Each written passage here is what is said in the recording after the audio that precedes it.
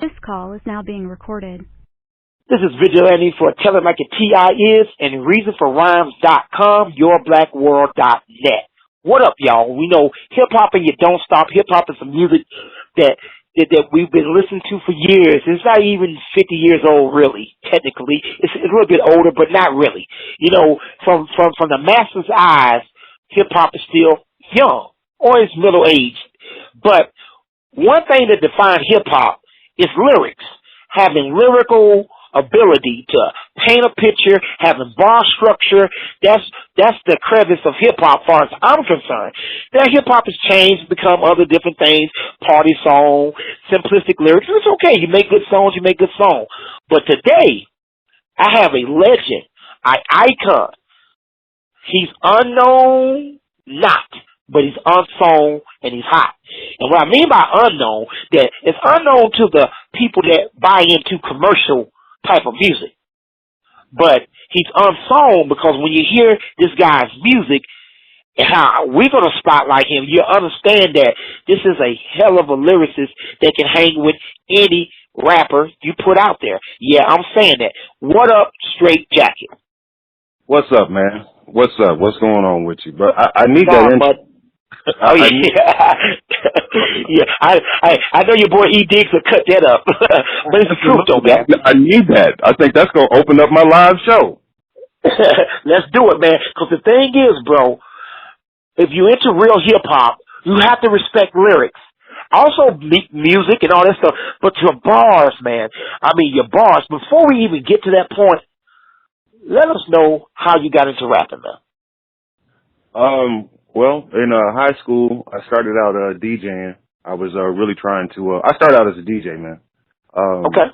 I was trying to mimic the guys that came before me. There's a group out of. I'm from Top City, from Topeka, and there's a group there called T-Town Rockers, and one of my friends was in that group, and I just saw the vibe and the energy and the good vibes that they would give the town every time. The party wasn't nothing if the Rockers wasn't doing it.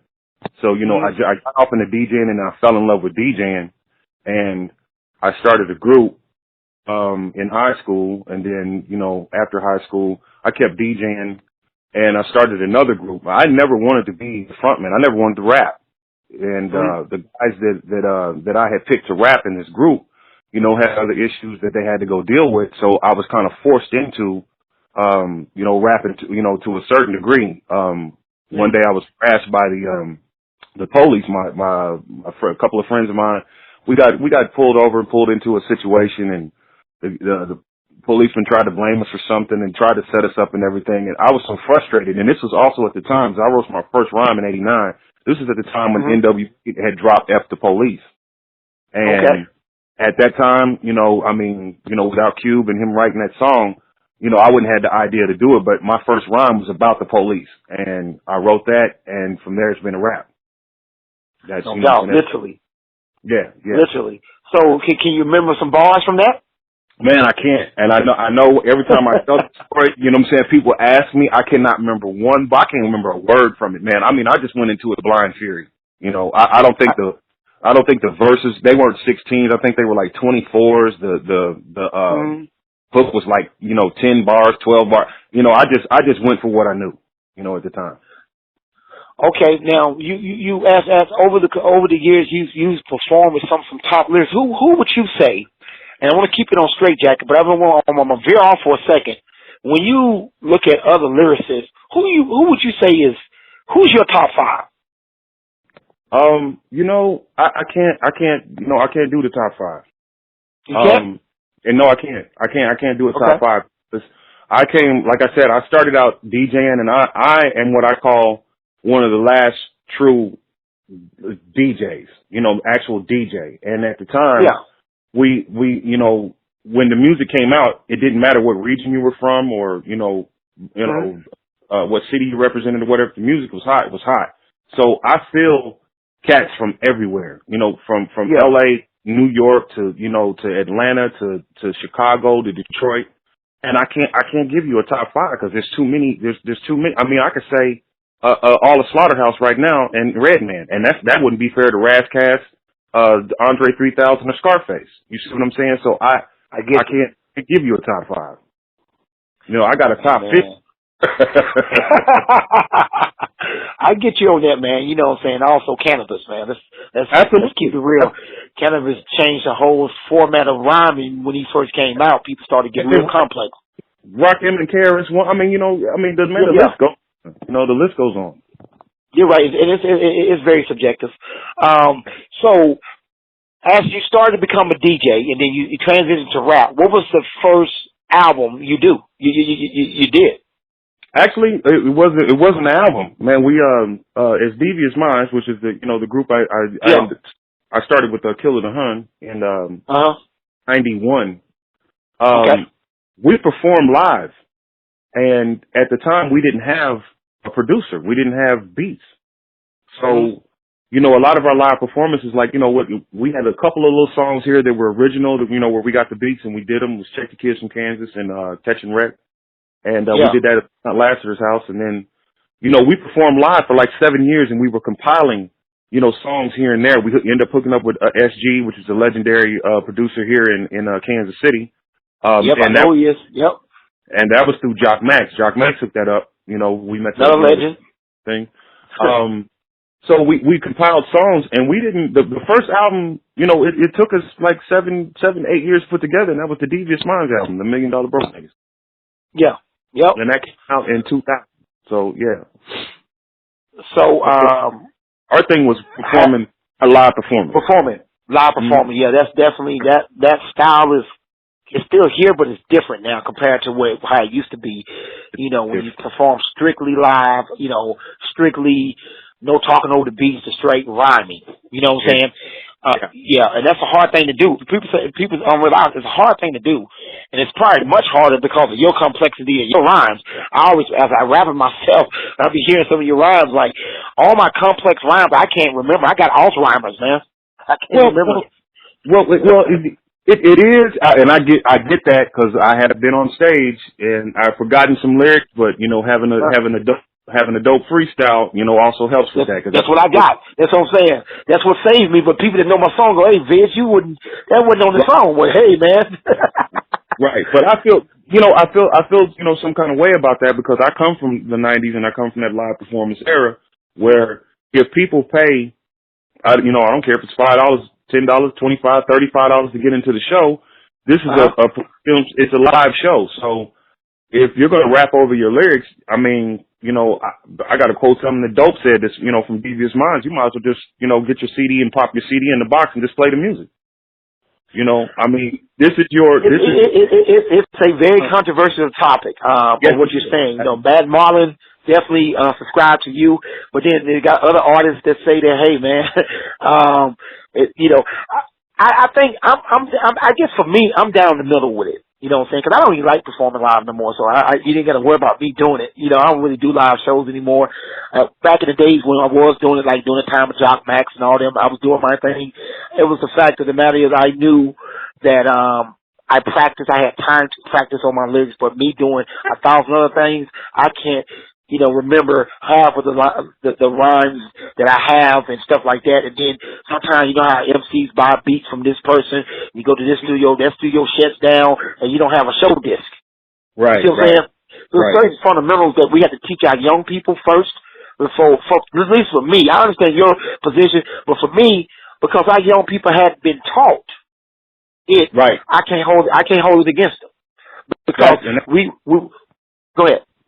No, that's true. I was just agreeing with you. Well, we hadn't passed the baton properly. So if it's like me raising my son, if I hadn't raised him properly, properly to know about UTFO, to know about different other groups, but I'm talking about obscure groups. We know the Rock Hymns and the LLs and, you know, Big Daddy Kane, but then what about the UTFOs? You know what I'm saying?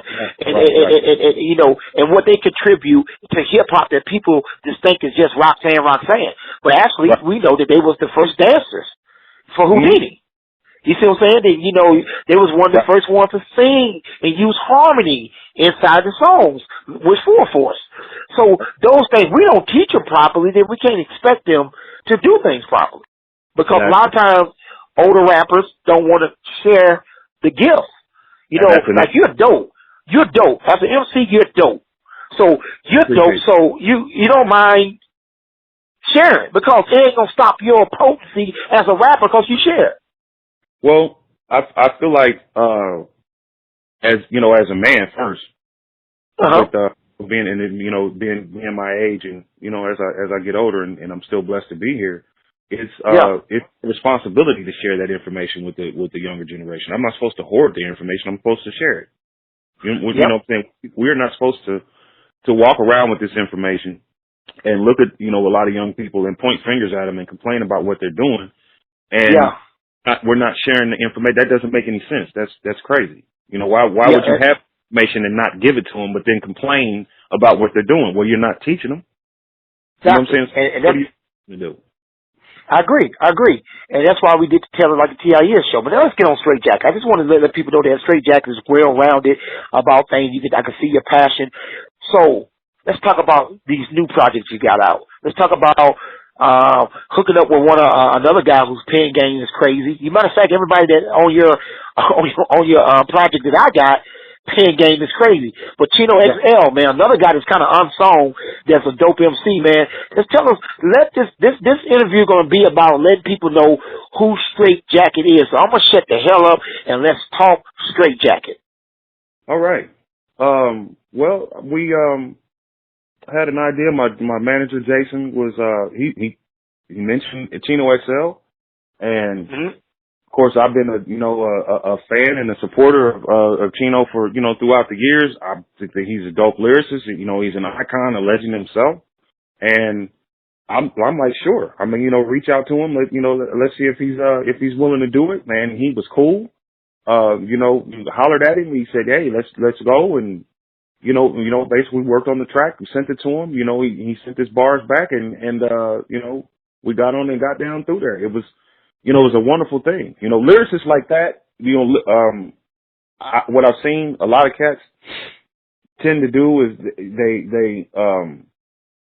they're kind of scared of dudes like that. They're like real high potent, high powered lyricists. I gravitate toward them, because I feel like, if I do what I do and he does what he does, then we're going to come out with some classic hip hop, still keeping the thing alive and keeping it moving. So, basically that's, in a nutshell, that's how that went, and we've reached out to people, we've gotten to know where they're too busy or, either that or the price is too high. But, for the most part, we've been working and, basically that's how that happens. Let's talk about Sadat X. A song that's doing real good on, Know Better. Let's talk about the joint Know Better. So, Know Better, we put that was another one of those things. Jason, my manager, Ayak J, and I got to shout out the Ayak family in New York, Sun Low and the Low Life family.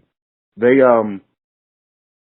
Sadat is Low Life, and that's a family up there. And then there's a family, called Ayak, and they're brother families that work together.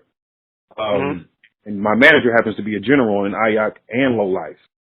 Well, he reached out to his brother, which is Sadat X, and, he hollered at him, and, they built a rapport or whatnot, and, to see if he wanted to do a song. And actually, it wasn't this Know Better song. The song before this one was Power 2.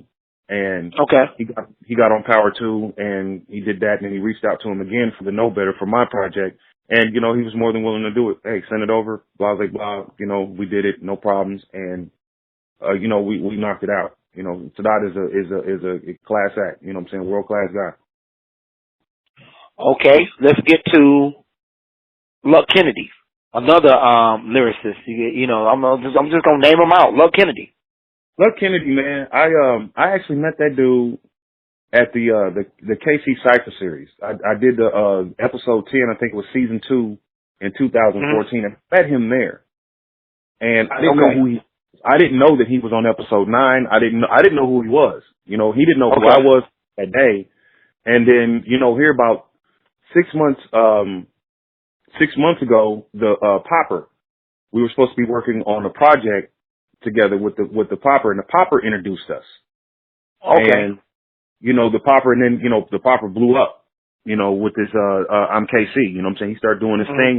He got out there, he got to doing what we do in the industry or underground or whatever you want to call it, man. He got to doing what he was doing.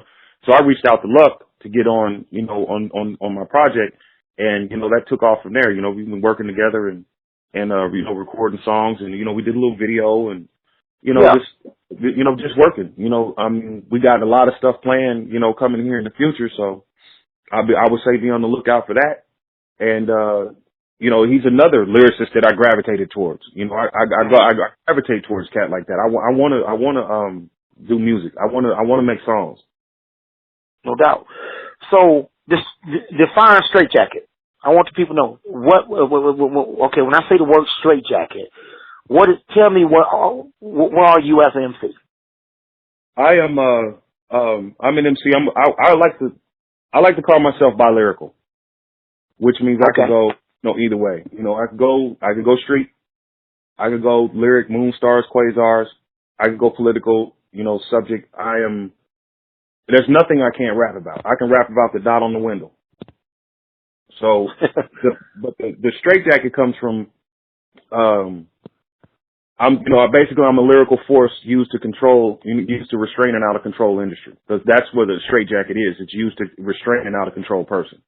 So that's what I'm that balance. That's how I look at myself, and that's how I feel about it. Okay, what out of all the songs you did like, what is the one song you look at yourself and say, "Damn, did I write that"?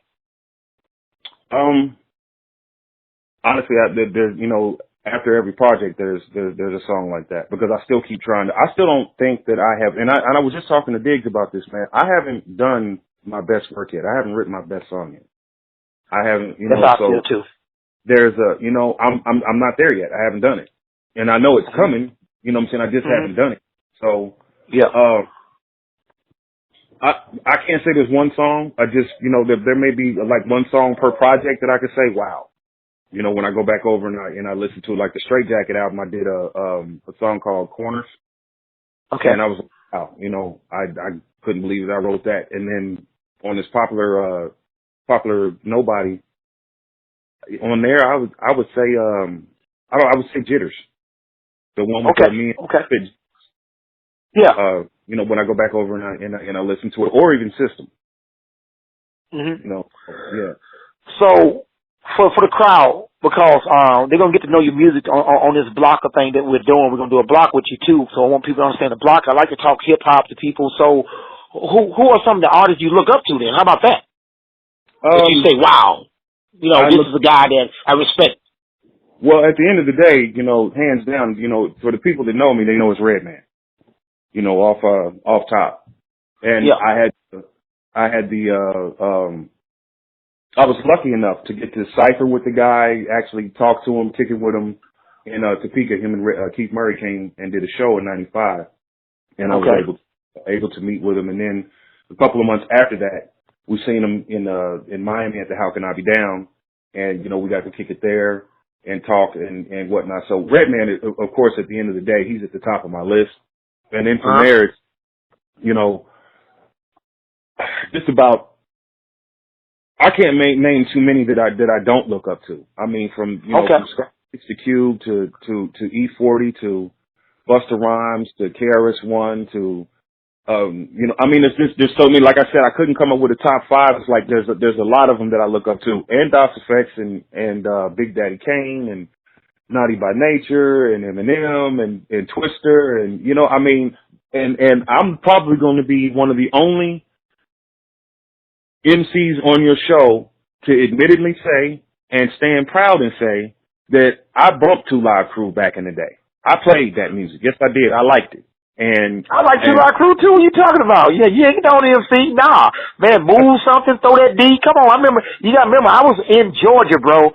Like when I was rapping, when I first started, you know, I'm from Chicago, but I was raised in Georgia because Chicago was so bad. You know, I grew up listening to that type of music, and I stood out like a sore thumb because I didn't rap like they rap, but I liked the bass beat. Matter of fact, Str8jakkett, what's funny is because you so bar heavy, I was going to tell you later, I can announce it on the show, I was going to put you on one of my songs that I got. You know, I got a bass album coming out this summer. A bass album. Right, okay. Yeah. Yeah, think about this. You know how bass music is, right? Jam Pony Express, DJ Magic Mike, all that Two Live Crew stuff. Imagine, I always wanted to say, what if you put a dope lyricist on a bass beat? You feel me? Right. That's what I want to do. So that's why it's called Return of the Bass. And I'm doing an album called Return of the Bass, and I definitely want to get some bar spitters as well as some chanters. But yeah, Two Live Crew, definitely dope. I can admit this. I thought Will Smith, when he was Fresh Prince, was dope. With Rock the House, he's the DJ on the rap with his storytelling ability. Absolutely. That's another one. The reason there's a lot of cats have to hold up a persona and be tough guy and I'm only street and I'm like, man, whenever you get done. I played all of this music. I loved it and enjoyed it. I played the Fat Boys. I fooled with everything. Oh, yeah. If it was hot. Yep, no doubt. So, let's let the people know the two projects that you got out right now. The project you had out and the project you got out right now that you promote, because your commercial runs every day on my show. So let people know about this Popular Nobody. Well, the Popular Nobody, it just dropped in November, and it is a collaboration of works that with from Chino XL to Rockness from Helter Skelter to Spit Gems to Negros Americanos, the Luck Kennedy, that IG 730, which is Influence, and Checkmate from Australia. There's just a whole slew of artists that I work with. And that really wasn't even the tip of the iceberg. That's just what we actually put on that particular project. And we released it in November, and it's doing pretty good out there. No doubt, man. Get out there, get on this on iTunes. You can go to iTunes, CD Baby. You can go to, any of the, the download stores or whatnot and get it. Or you can get on, you could actually get on YouTube. I know they did this, but you can get on YouTube and you can type in Str8jakkett, Popular Nobody, and the actual album is up there. So you can go out there and listen to it before you hear it. Yeah, definitely. It's up there. They got that part of that thing. If you go through CD Baby or TuneCore, if you put that check on there on the YouTube, YouTube will have a streaming thing of it too, and they pay you for it. Even though they playing it and listening to it, they pay you for it. Right. So, so that's one of those things, music has changed. So let's talk about your history, because let's talk about for the people, because this interview is going to be for the Str8jakkett fans and other people to get to know you. Tell us about the music scene that don't get its props, and that's...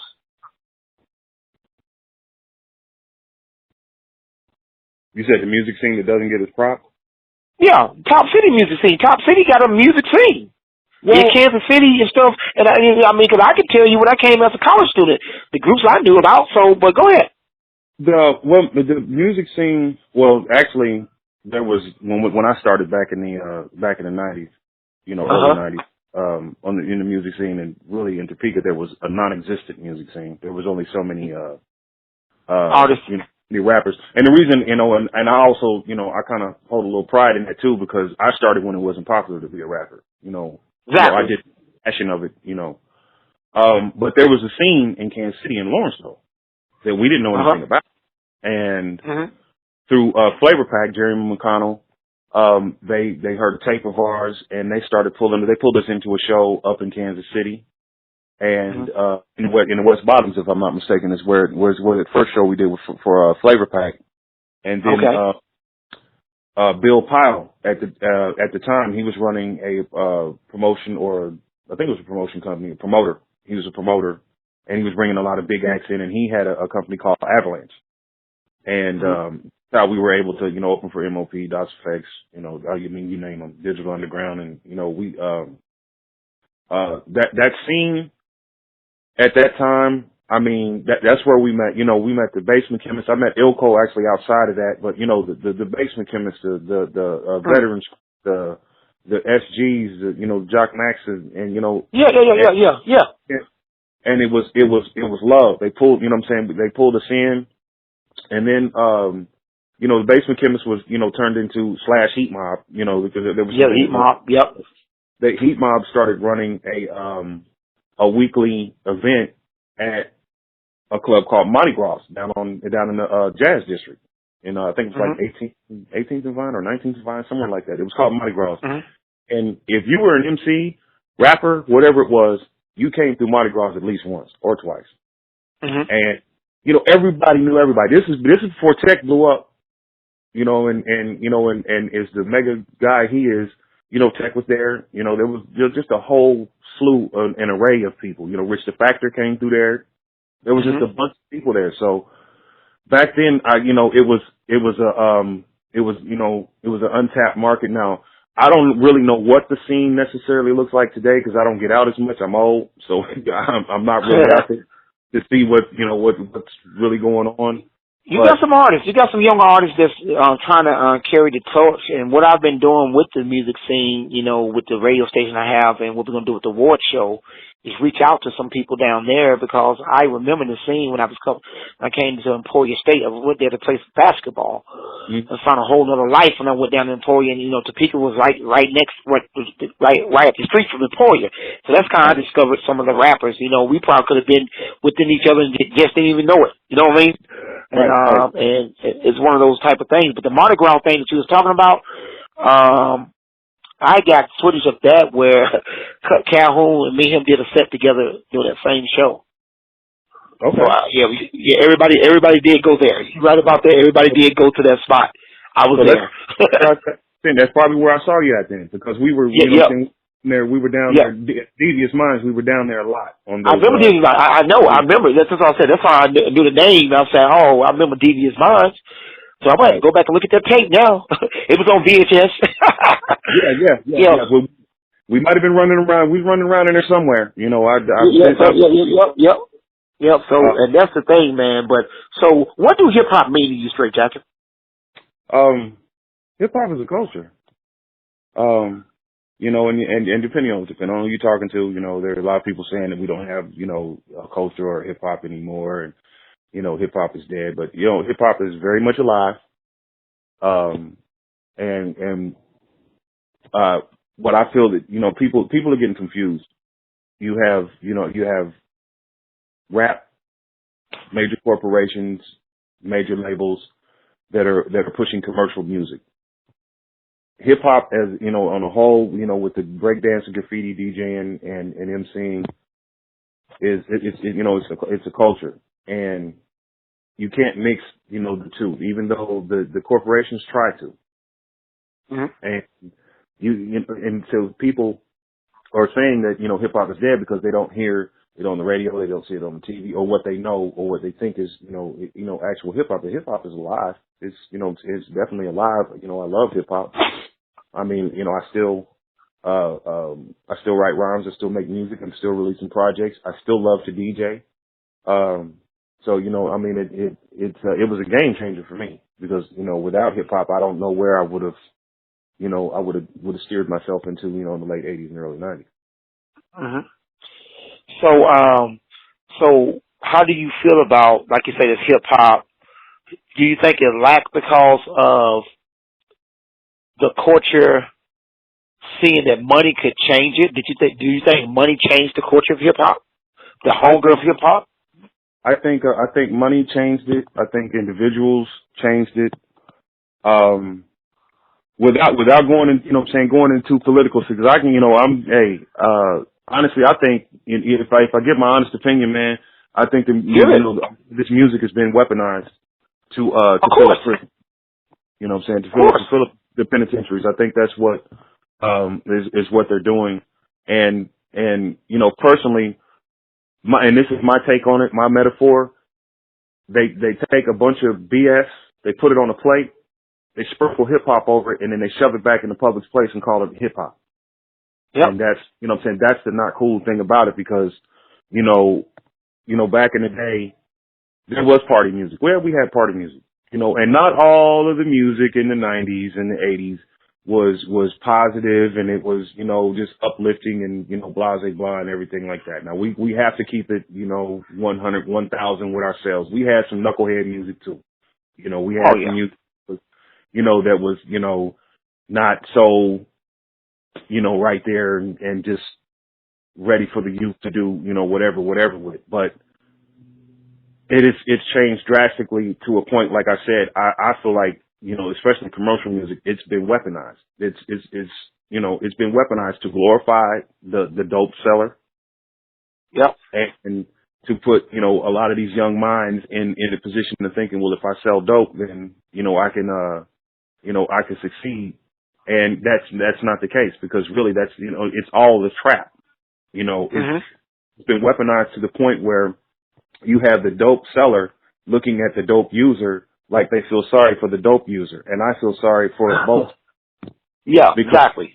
You've both been trapped. You're not trapping. You've both been trapped. Yep. And white supremacy wins again. Exactly. And that, you know, and that's not, you know what I'm saying, see, that's not the message or what's being, you know, being pumped and pushed and, you know, continually repeated on these radio stations and on these video shows, you know, is the truth, you know, about that whole thing and that lifestyle. So that, you know, on that end of it, yeah, you know, I feel like the music has been weaponized, but hip hop itself is definitely still, you know, it's still alive, and it's, you know, it's flourishing where it can, you know. And that's the key point, where it can, where it can actually get a look at it. If it can ever get a look.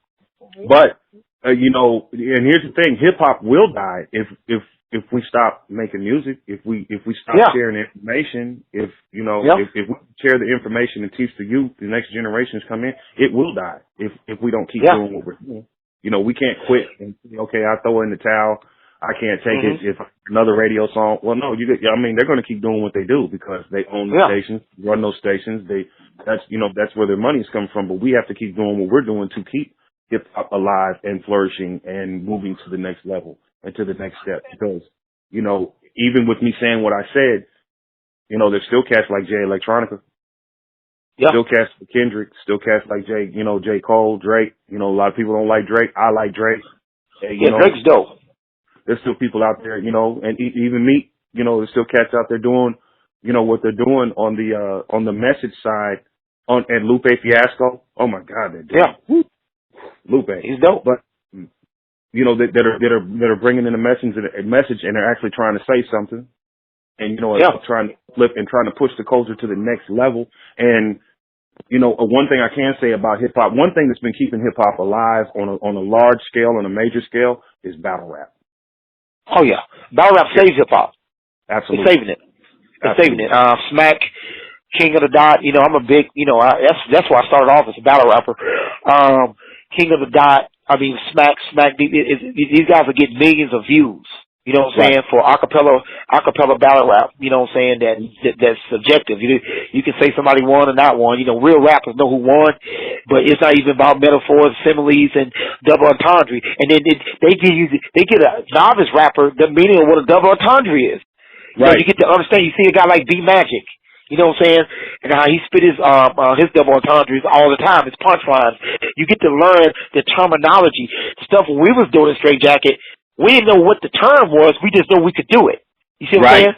Right. You know, and what I try to teach people, when you take a logic class or writing class, a guy was dissecting my lyrics one day. He said, you got the Shakespearean type of format. I said, what are you talking about?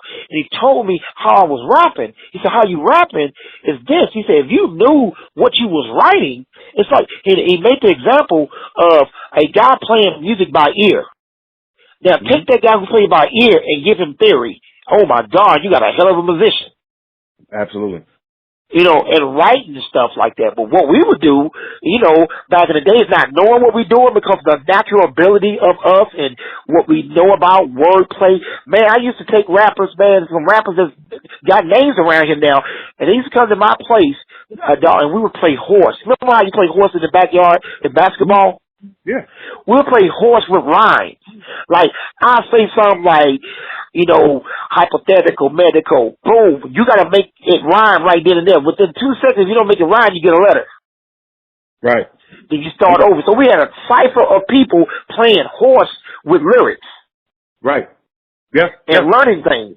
Yeah, you know, or rapping off any beat, country music, any beat, to see can you rap off it. You know, so these kids don't know about that. They don't hear the story, Str8jakkett, of what you did. They don't hear the stories about you running into Redman, you going to this convention. We don't share those stories. That's why I'm doing this hip-hop award. That's why I came up with Tell It Like a T.I. Is. You know, that's how we discovered you again. You feel what I'm saying? Right. There are people going, who's that guy who's doing the T sound on Kennedy Cypher? You know what I mean? Right. I got New York cats listening to you. I got DC cats listening to you. See, this is not a local show that we got, man. And that's why I wanted to interview you, man, to get you on this package, because, when you hear your bars, man, it's like, who is that guy? Right. And to go back and add to something that you were just saying, with the playing the horse game. Yeah. When I was in the group Devious, we lived, breathed, ate, slept hip hop all day long. And like you said, we didn't know what we were doing. I mean, we would literally be up rapping from 10:30 in the morning to 5:30 or 6:30 at night, just freestyling, rapping, writing rhymes. We had the studio board set up in my front room, and speaker and the mic with the turntables, and shout out to DJ Top City and Def DJ and Money Shot Lows, because those were the cats that really actually started us off, and really got us out there from For You to Envy and T-Town or T-Town Rockers. But we lived it. That was we rapped every day. It was, what I'm saying, it wasn't like we were trying to do it to get to some goal. It was something we did, and we didn't know that we were doing it. Yeah. It was like we lived, breathed. So when it came to, freestyling live or performing live, it was, we did that at home this last night. Like, we just got through, doing that. That's, this is what we do. We went to Miami, and there was a cipher going on, and what the cipher was, it was kind of like that horse game. A guy would start off a story, and he would spit 2 bars, and then everybody in the cipher would have to add to that story and keep going around. Mm-hmm. That's it. And that's, a way of sharpening your skills, sharpen, stay on top of your game and what you're doing. So, And we're not teaching that. We're not teaching that straight. We're not teaching them that. You know how, imagine when you was young. You hear the story, you hear the war story of your uncles telling you about back in the days, how it was in the 60s, and they kind of tell you how life was and this type of thing. We're not giving the younger kids that story about, like you just said, stand up, plugging your thing up, freestyle, man. We'll do long road trip, and we freestyle a whole 5-hour drive. You see what I'm saying? Keep it going, no matter what beat. I remember me and Chauncey Clyde going down to Atlanta. And you remember the singer Rome had an album out every time I see your face. We driving down there, man. We played that Rome cassette tape, and we freestyle from Kansas City to Atlanta. Get ready to do a show down there. That's how you do it. And but we don't tell the kids that. So my son is fortunate, Riz Illuminated. He's fortunate to be around me, taking him to the studio when he was 3 months and let him cry on a song. So his voice has been on record since he was born, and, so we and it teaches them the skills. And when he listens to you, he go, Dad, listen to what he's saying. When he can sit down with me, my son, and analyze your lyrics. You see what I'm saying? Right. That's how you learn. That's how you learn, though. And we don't teach them, so we wonder why they're going, hit it, boom. That type of stuff they're doing, we people pick at it by saying, but they only going by what they know. Yeah, and I addressed that on the Str8jakkett album that I released, last year. I addressed that because, now I'm old, and I come from a different era. But you're classic. Don't say old, you're classic. Well, I'm older, but I wear it as a badge. I wear that older because I've been through a lot, and a lot of people I know didn't make it. You know what I'm saying? So I wear that. No doubt. Mine being called old, but no doubt. Kids today, this is their thing, and that's all that right there. What they do, hey, and I'm not mad at them for that. And one thing I had to stop doing was complaining, about what was going on with the kids and what they're doing, and for one, start teaching, and for two, remember that I was once young, and when we came in, I remember how cats looked at us, and I remember how older cats was talking. They were talking about us and how we come in, and saying wild hits all over your head and rapping, loud and just aggressive, just straight testosterone, just ready to beat the sound man and everything else. So I remember how it was back then. And, what I said, was, we gotta, as older cats gotta stop complaining and start teaching. If you're not willing to teach, then shut up. Yeah. You gotta get in the field, man. You gotta get in the field. And straight, before we get back to some more but I want people to hear your perspective, your wide range of knowledge that's definitely valuable to the audience, is that here's the biggest misconception of hip-hop purists. I give them all the time. That's why they call me the hip-hopologist. Mm-hmm. You said it earlier. You crazy as hell if you think that we didn't have a Soulja Boy in the 80s and 90s. Hell. Do the Pee Wee Herman. That's the same stuff, man. They weren't great rhymers. Yeah. You know what I'm saying? It was the same stuff. So when people say, well, this young crowd back in the day, what we do is hold on to the nostalgia part, but we don't look at the whole body of work. All while those 90 rappers was doing their thing, Hammer was doing his thing. Right. You know what I'm saying? So it was always, top tier lyrical guys. Then you had showmanship people. You had people that could make good hooks. You had people that could song. Kid and Play them were dope lyricists, but they had a movement going. Right. You see what I'm saying? And so you had all these. And what was cool, if you remember this, the Fresh Fest had all the above on the show. Absolutely. And they had break dancers on the show. I went to the Fresh Fest as a youngster. I think at this point right now, with one of the major complaints is with just cutting to the chase, is what you just said is we had all of that, and right now there isn't a balance. Where is the? You know what I'm saying? Because they saw us separate. Yeah, go ahead. There was a balance back then, just like all that what you just named. I'm like, from MC Hammer, Fresh Prince to to the lyricists. Everybody was doing their thing. You had live performance. You had this, you had that, and we had that, and there was a balance, and everybody was in that balance. You know what I'm saying? Regardless of where you from or what you did, what brought to the game, what your contribution was, there was a balance. Now, we're not. Where's the balance at? There's no balance. And I tell you what, but to me, what's really started the demise of this hip hop was when they started doing separate concerts. Remember Fresh Fresh? You could have two short big cuss words on Fresh Fresh. You had UTFO, Run DMC, Fat Boys. Imagine you had NWA. NWA even back then was a part of. They were doing a show with Slick Rick. So when we started separating and making it an all gangster show, all hip hop miracle show, and not mix them together, then what we did was separate and made a divide within the system that needed both entities to make the whole thing work. You are absolutely correct. And one thing I can say is when we did perform in the 90s, man, we performed at rock concerts. We performed at everybody. I mean, we performed with I guess you would say more street orientated cats, and we performed with the lyrical cats, but it was like the show was a mashup. And I remember vividly performing, several, if not 5 or 6 times with rock groups. We came to their shows, they came to our shows, and we mixed and matched, matched it up, even though I'm talking about another genre of music, but we mixed and mashed it up. But yeah, you're right. I mean, now that's basically what's gone on is within ourselves, not only in our communities, but within our, in the hip hop community, we've separated ourselves. I hadn't thought about it like that. That's a good perspective, but yeah, we basically separated segregated it. So that way, think about it. If you're a NWA, but you're saying what's up to Kid and Play, that's embracing each other. Those are two opposite styles. But hey, man, we doing a show. You feel me? What's up, y'all? You look at some of the old footage. You get a chance, go to YouTube and type in Fresh Fest. You see the old footage, man, where you see Tupac, them chasing Kwame's guys, having fun, playing around behind the scenes of the tours and stuff like that.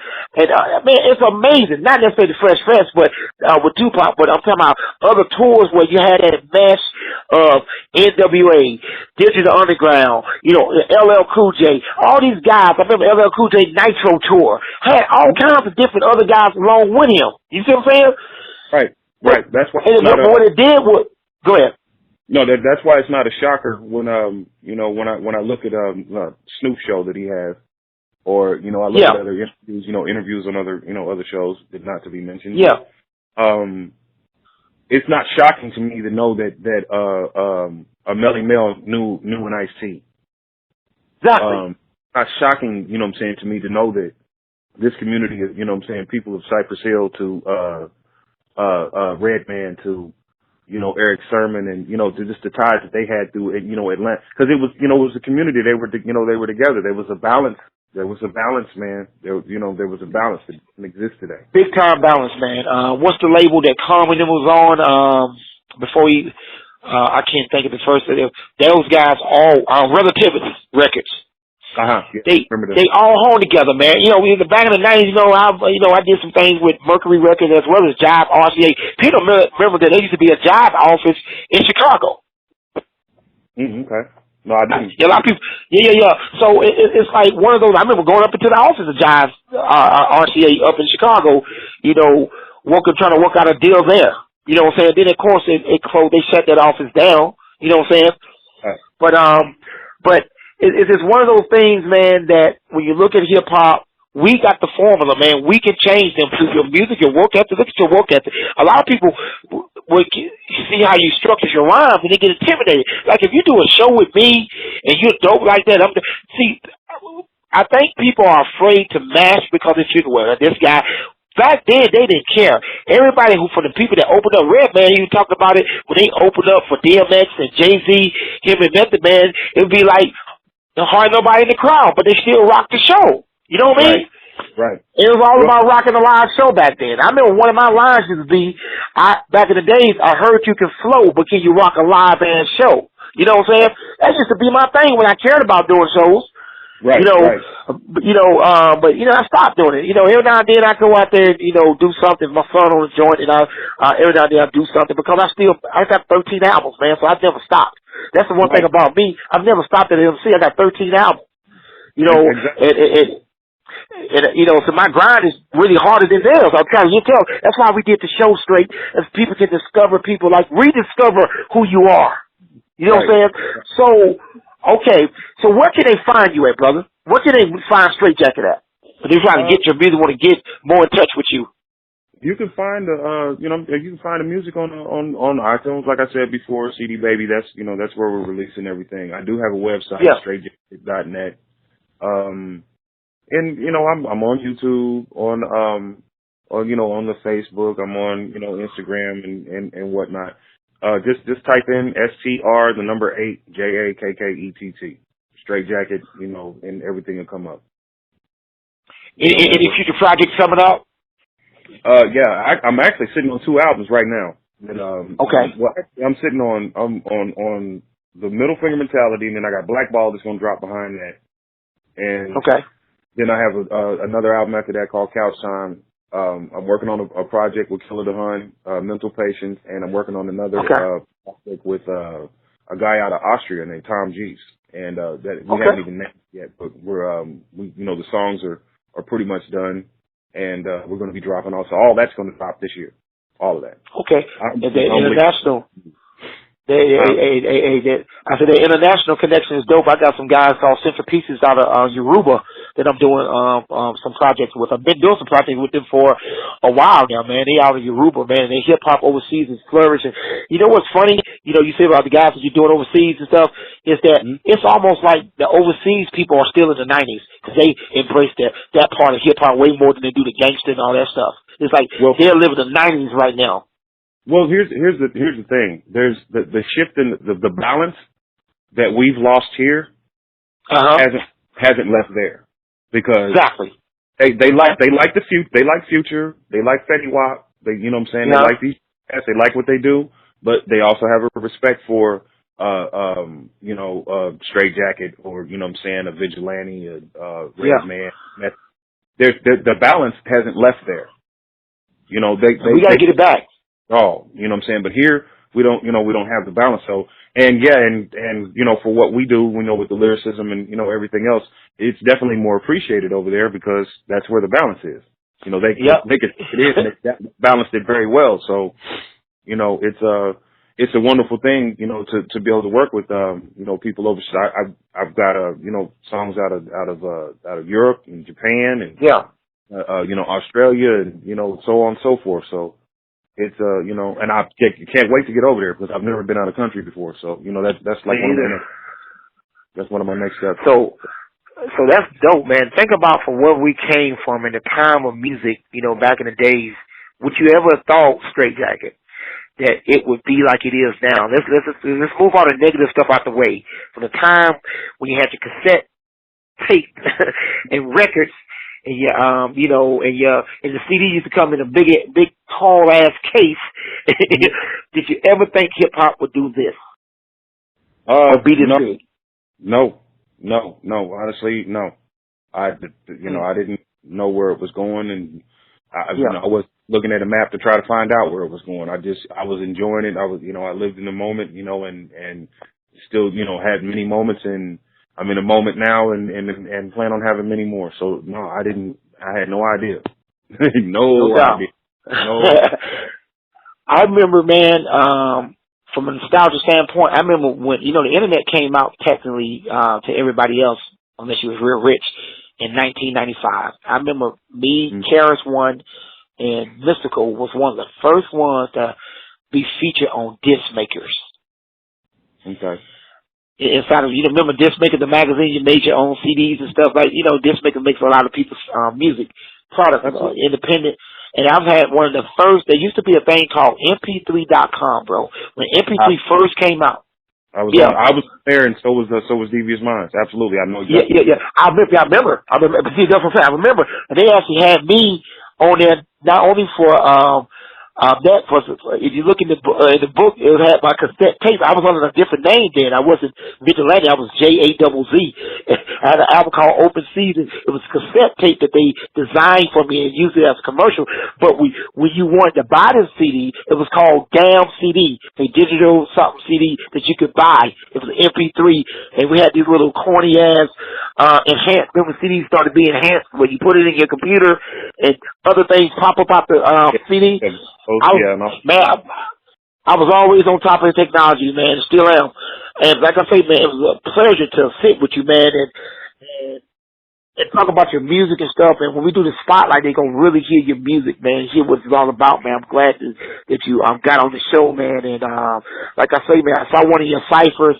I saw you and some dudes hanging out, and I saw it was Jay Lee, wasn't it? Jay Lee, y'all freestyling somewhere? Yeah, we were actually at Jazz's studio. Well, we recorded the song called Class of Our Own. It was me, Jay Lee, and Rob Dallas, and they had a producer in the back that was going over some beats and whatnot. And of course, we're MCs, what we do. Yep. We grabbed toward the sound, and what you saw is Jay Lee just tear it down and act a fool. He blacked out, man. He blacked out. I remember Jay Lee, man, back in the day, man. It was like I was one of them guys that. During that scene, man, I was always, I always had my, like for me, I've always been political. I've always. So when people get on this wagon of doing it, I welcome them. I was like, but Roger, they try to copy you. No, you can't copy. One rapper cannot save the world. You know what I'm saying? We can open doors. I want you to come with it because I'm very confident in what I say. It's going to be different than what you say. But yet, if it helps uplift our people, I could care less. One plants it, the other one water it, but we know God gives the increase.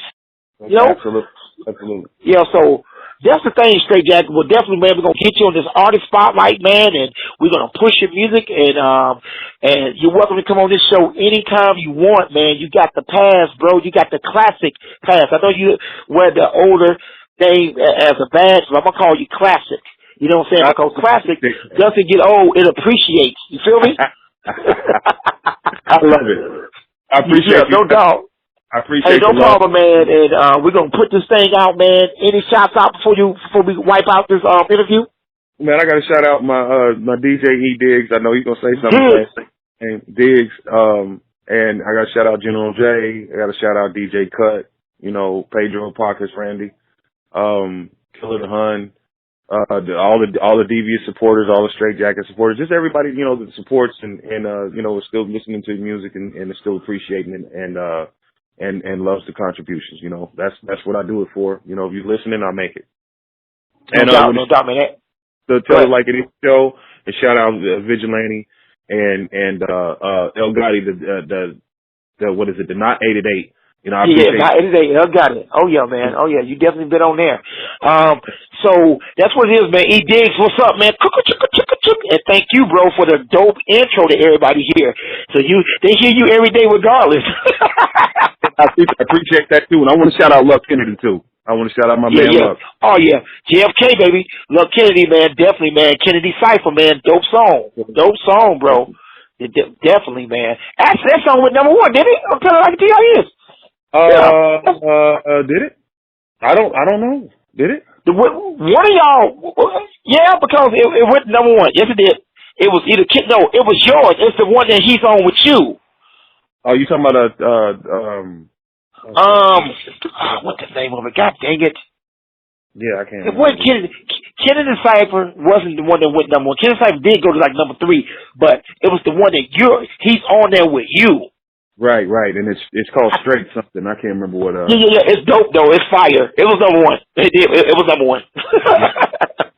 Yeah. So we're gonna do a hip hop award show, man. We're gonna do a hip hop award show. We're gonna have performance. Loving that. I'm loving that idea. Yes. Please. Oh yeah. We're doing an award show. It's gonna be an award show every year. Good Lord will, with the radio show in conjunction and play, and we're going to perform it. It's going to be a black tie event, and we're going to film it. You know what I'm saying? Because this is the only state or city that don't have a official award show for hip-hop.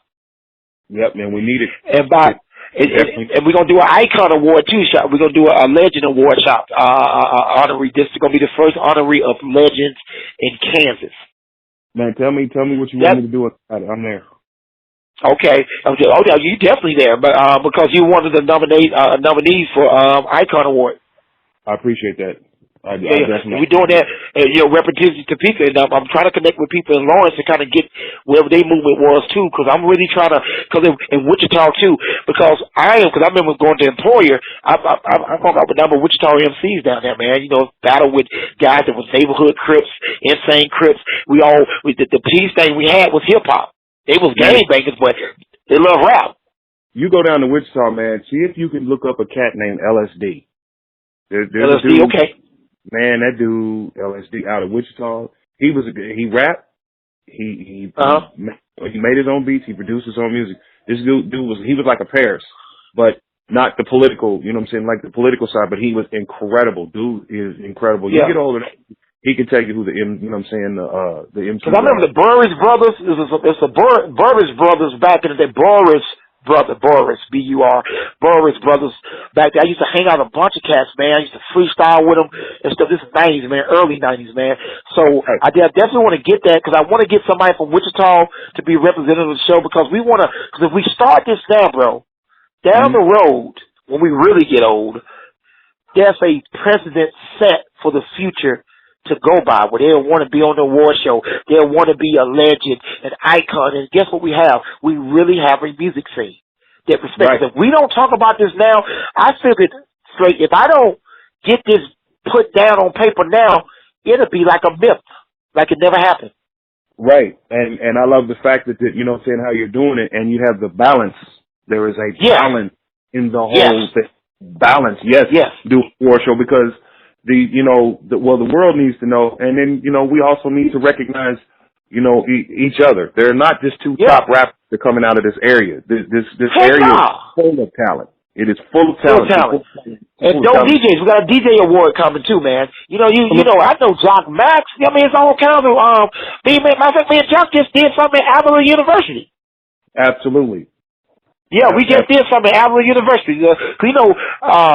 Avila University have a hip hop class straight. I'm going to have to talk to my guy. It's a class that talks about hip hop. It's a class with a 3-hour class about hip hop. And what they'll do is they'll take your album, and then when you go into that class, like on a Saturday, like me and Jock showed them how to DJ. I was doing rap, and they would dissect your album, man. You'd be like, wow, they'll tell you about your lyrics that you wrote it. And you'd be like, damn, I didn't even get that out of there. Wow.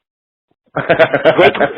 So I'm going to put your name on that list so they can invite you up, man, to talk about your albums. It's one of the greatest compliments you could ever have, man.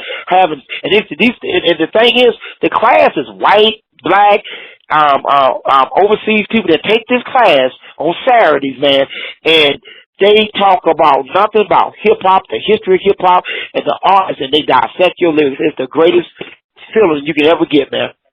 Well, absolutely. Yeah, please put me on the list. I would love to do that. You. Doing this, I can do this all. Yeah, oh, they gonna love you because you got them complex lyrics. They gonna really love you.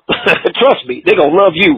So, all right, man, we'll get up, man. Like I said, this is Vigilante for reasonforrhymes.com. I went overtime with my boy, but it was worth it to talk to Str8jakkett. Be on the lookout for that artist spotlight. When y'all want to hear bars, you got them here, y'all. And we are the movement, and we are out.